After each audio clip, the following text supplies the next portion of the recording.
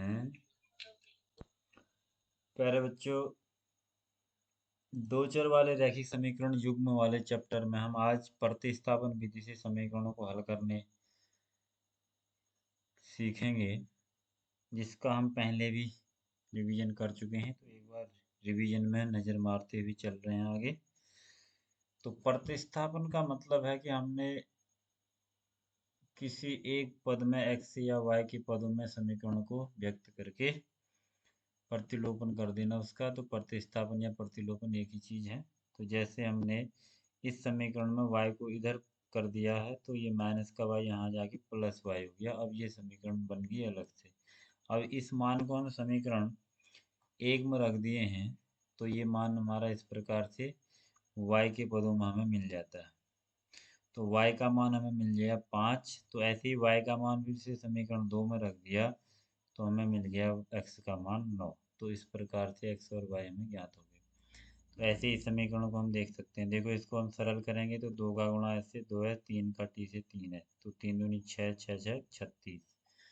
तो ये समीकरण एक, ये समीकरण दो। अब इसको देखो, फिर से हम एस के पदों में इसको व्यक्त कर दिया, तो 3 यहाँ था, माइनस का टी इधर गया, प्लस टी हो गया।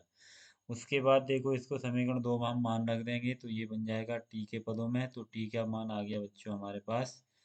देखो यहाँ से गुणा करेंगे, 3 दूनी 6, 2 एकम 2, ये 3 2 5 हो गया, 6 36 में से 6 घटाया 5, 6 पंजे 30, 6 आंसर हो गया टी का। ऐसे ही टी का मान समीकरण एक में रखेंगे तो एस का मान आ गया। तो इस प्रकार एस और टी के मान हमें प्राप्त हो गए। तो आगे बढ़ते हैं। इसी प्रकार से अन्य क्वेश्चन को भी हम कर सकते हैं। तो ये वाला है, देखो इसमें समीकरण में हमने सरल किया, तो इस प्रकार से बट्टे में 10 ले लिया, तो हर लिया, सब कट गया। या नॉर्मली हम पॉइंट जब एक एक स्थान पर है तो सीधे भी हम हटा सकते हैं, ज़्यादा झमेला करने की ज़रूरत नहीं है। तो इसको देखते हैं आगे। यहाँ पर समीकरण किस प्रकार से बन रही है। तो यहाँ पर देखो, समीकरण हमने बना ली है और उसके बाद प्रतिस्थापन किया, तो हमारे पास x का मान 2, y का मान 3 प्राप्त हो गया। ऐसे ही रूट वाले समीकरण देखो, अक्सर इसमें बच्चे कन्फ्यूजन में रहते हैं, कोई दिक्कत नहीं है इसमें भी। देखो, यहाँ से समीकरण लिया है, इधर गया, माइनस में आ गई, इस मान को समीकरण 2 में रख दिया, तो ये यहाँ से इसका गुणा इधर करेंगे तो 8 दूनी 16, ये 0 से गुणा करेंगे तो रूट 2 हट गया नीचे का, तो ये ऐसे बन गया। इसका 4 हो गया, 4 3 7, तो y माइनस का 7 बट्टे में गया 0 की, तो माइनस का 7 0 हो गया, बचा 0। तो y का मान 0, तो x का भी मान 0 हो जाएगा, क्योंकि यहाँ गुणा में आएगा, दोनों मान 0। ऐसे ही समीकरणों को भी हम सरल कर लेंगे, तो ऐसे बन जाएगी। एल्शियम ले लेंगे इसका दोनों तरफ।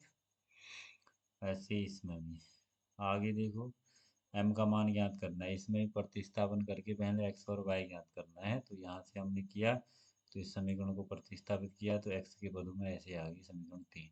इसमें समीकरण 2 में मान रख दिया x का, तो ये बन गई इस प्रकार से। तो 2 से 2 कट जाएगा, तो ये बच गया 4 3 7, 11 में ये जुड़ गया, तो ये दोनों इधर प्लस कर दें इसने, क्योंकि पूरा बदल दिया है, तो प्लस 35, 7 पंजे 35। एक्स का मान -2, वाई का मान 5।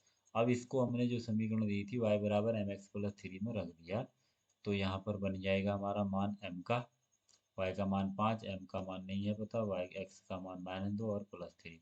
हल करेंगे बच्चों इसको, 5 में से 3 2, -2 एकम 2, कट गया। तो ऐसे ये भी हैं क्वेश्चन, कुछ समस्याएं जिनको प्रतिस्थापन विधि से हल करना है फिलहाल हमको। तो पहला क्वेश्चन है, दो संख्याओं का अंतर एक संख्या दूसरी संख्या की 3 गुनी है। तो हम प्रश्न को देखते हैं। देखो, दो संख्या है, तो एक संख्या को हमने x मान लिया, दूसरी को y मान लिया। अब प्रश्न अनुसार उन दोनों को घटा करके 26 आ रहा है, तो x में से y घटाएंगे 26। ऐसे ही दूसरी कंडीशन में x माइनस वाई 26 हो गया। और दूसरी कंडीशन में क्या है, पहली संख्या दूसरी की 3 गुनी है, तो y का मान यहाँ रख दिया डायरेक्ट। तो 3 एकम 3, 3 तियाँ 9 तियाँ 13 तियाँ 39।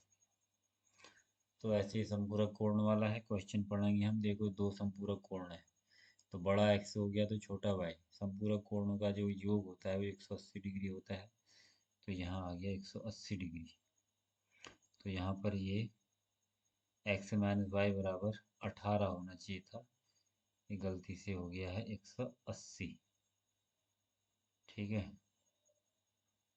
तो इसलिए इसको हम यहाँ पर 18 कर देंगे। ठीक है, तो आगे बढ़ाएंगे। तो इसमें थोड़ा मिसप्रिंट हो गया है, तो आगे देखते हैं बच्चों। अन्य सवालों को हम अब नज़र मारते हुए चलेंगे, क्योंकि हमने एक बार ये कर लिया है, तो इसको बढ़िया से देख लेंगे कि लिखना कैसे है। तो देखो, ये नगर टैक्सी वाला है, अतिरिक्त भाड़ा निकालना है, ऐसे अंश और हर वाला सवाल भी है। सब जगह हमने एक ही फॉर्मूले के हिसाब से चलना है। तो ये इस प्रकार से इस चैप्टर को हम यहीं पर प्रतिस्थापन को ख़त्म करते हैं। अब हम बात करते हैं विलोपन की। देखो, प्रतिस्थापन यहाँ भी करना है हमने, लेकिन हम यहाँ पर विलोपन की बात करें। देखो, विलोपन में क्या होता है, एक पद का हमने लोप करना होता है।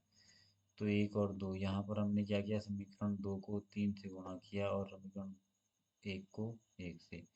तो समीकरण में ये वाला पद बराबर हो गया, तो जोड़ देंगे दोनों को।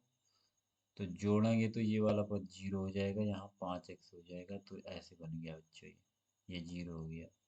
ठीक है, तो ये 19। तो x का मान आ गया ऐसे ही। फिर x के मान को समीकरण एक में रख दिया, तो y का मान आ गया। विलोपन में भी वही प्रक्रिया है, बस एक पद का विलोप करना है, कोई से भी पद बराबर कर लेना है, एक कोई सा भी एक पद।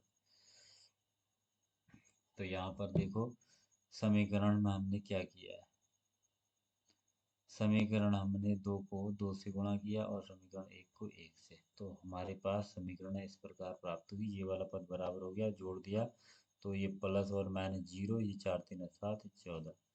तो सात दूनी 14, एक्स का मान दो, और फिर उसका समीकरण दो में मान रखा, एक में, तो वाई का मान एक आ गया। तो ऐसे करके हम विलोपन करते हैं। तो रैखिक समीकरण जो हमारा है, दो चर वाले रैखिक समीकरण, काफ़ी इंपॉर्टेंट क्वेश्चन है ये वाले भी। अंत में ये एक जोड़ दें, हर में एक घटा दें, तो इनकी प्रैक्टिस हम करते रहेंगे, तो आगे चल करके हमारा अच्छा अभ्यास बन जाएगा पेपर के लिए। तो आई होप आगे हम कुछ वीडियो वैसे बनाएंगे बोर्ड में। फिलहाल हम पीडीएफ के माध्यम से आपको कुछ हल दिखा दे रहे हैं, जिससे आपको प्रैक्टिस करने में थोड़ा आसानी होगी। अगर पीडीएफ आपको चाहिए होगा तो ये जो दिया गया नंबर है, इनमें व्हाट्सअप कर सकते हैं, तो इसके माध्यम से हम आपको पीडीएफ भी दे सकते हैं। तो आज के लिए इतना काफ़ी है बच्चों। बजर गुणन अब हट गया है आप लोगों का, तो इसलिए यहीं तक हम करेंगे।